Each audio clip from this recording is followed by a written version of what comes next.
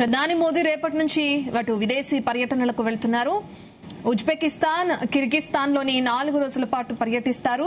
కిర్గిజిస్తాన్ లో షాంఘై సహకార సంస్థ వార్షిక సదస్సుకు హాజరవుతారు. ఆయన తొలుత ఈ నెల 28, 29 ఉజ్బెకిస్తాన్ రాజధాని తాష్కెంట్ లో పలు కార్యక్రమాల్లో పాల్గొంటారు.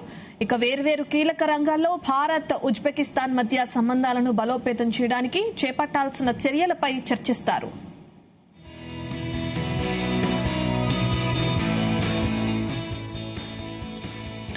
ఉజ్బెకిస్తాన్ అధ్యక్షుడు మిర్జియోయెవ్ తో సమావేశమై ప్రతినిధి స్థాయి చర్చలు నిర్వహిస్తారు.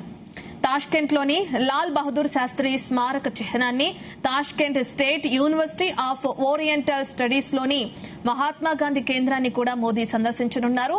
ఉజ్బెకిస్తాన్ పర్యటన పూర్తయిన తర్వాత కిర్గిజిస్తాన్ లో రాజధాని అటు బిష్కేక్ కు చేరుకుంటారు. అక్కడ జరిగే ఎస్సీఓ సదస్సులో ప్రసంగిస్తారు ఆయన.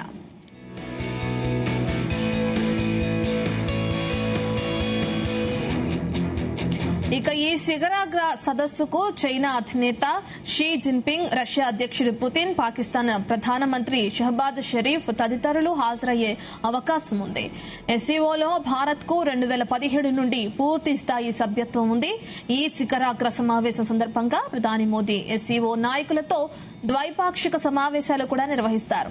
రష్యా అధ్యక్షుడు పుతిన్ తో ఆయన ప్రత్యేకంగా భేటీ కాబోతున్నట్లు కూడా సమాచారం.